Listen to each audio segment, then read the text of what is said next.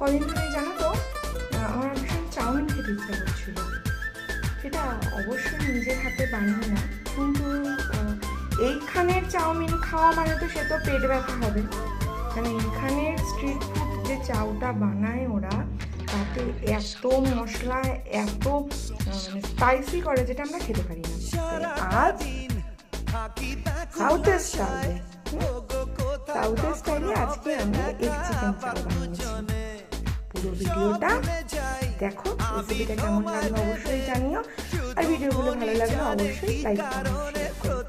তো প্রথমেই সেদিন যেমন বাটার চিকেন বানিয়েছিলাম, সেমভাবে চিকেনটাকে ম্যারিনেট করে চিকেনটাকে আমি একটু জল দিয়ে সিদ্ধ হতে দিয়েছি, বলতে পারো ফ্রাই হতে দিয়েছি। তো চিকেনটা ম্যারিনেশনটা মানে মনে নেই, ওকে বলে দিচ্ছি।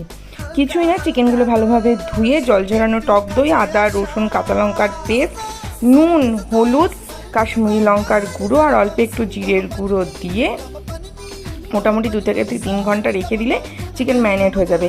এখানে কি করে বলো তো, চিকেনগুলোকে না মানে ফ্রাই করে, মানে ডিরেক্ট ফ্রাই করে, তাতে চিকেনগুলো কিন্তু একটু হলেও মানে খুব মানে শক্ত টাইপের হয়ে যায়। তো যাই হোক, চিকেনটাকে আমি ওরকমভাবে একদম অল্প জল দিয়ে, যাতে চিকেনটা যখন আমি ফ্রাইটা তুলেছি একদম যাতে ড্রাই হয়ে যায় সেই পরিমাণে জল দিয়ে আমি কিন্তু চিকেনটাকে বলতে পারো সিদ্ধ করে নিয়েছি। এইবার কড়াইতে তেল গরম করে প্রথমে আমি ডিমগুলোকে ভালোভাবে স্ক্রাম্বল করে নিলাম। আর একটু তেল দিয়ে রসুন ফোড়ন দিয়ে পেঁয়াজগুলোকে হালকা করে ভেজে প্রথমে বিনস, তারপরে ক্যাপসিকাম, তারপরে গাজর দিয়ে ভালোভাবে নেড়ে চেড়ে বেশ সময় নিয়ে কিন্তু আমি একটু ভেজেছি।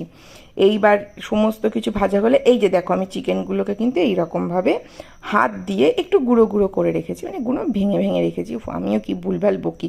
যাই হোক, এদিকে সবজি ভালোভাবে সিদ্ধ হয়ে গেছে। এই যে চিকেনটা যে আমি এক প্রকার সিদ্ধ করে রেখেছিলাম সেটাকে দিয়ে দিলাম, দিয়ে ভালোভাবে নেড়ে চেড়ে একটু সময় নিয়ে কিন্তু নাড়াচাড়া করবে।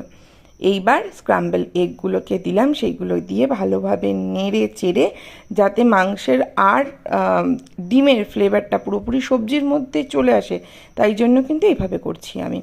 এইবার একটু সয়া সস, একটু চিলি সস দিয়ে ভালোভাবে নেড়ে চেড়ে সিদ্ধ করে রাখা চাউমিন দিয়ে ভালোভাবে মিক্স মিক্স মিক্স, ডান দিক বাদিক ওপর নিচ সব কিছু ভালোভাবে মিক্স করে দিলেই রেডি সাউথের স্টাইলে আমাদের এগ চিকেন চাউমিন। এইবার তোমরা যদি এখানে আমাদের কলকাতার মতন এক চিকেন চাউমিন করো, তাহলে যখন চিকেনটা ম্যারিনেট করছো তখন কাশ্মীরি লঙ্কার গুঁড়ো বা এমনি লঙ্কার গুঁড়ো না দিলেও হবে। সাউথে থেকে থেকে এখন আমি এখানকার খাবার বানানো শিখে গেলাম। ভিডিওটা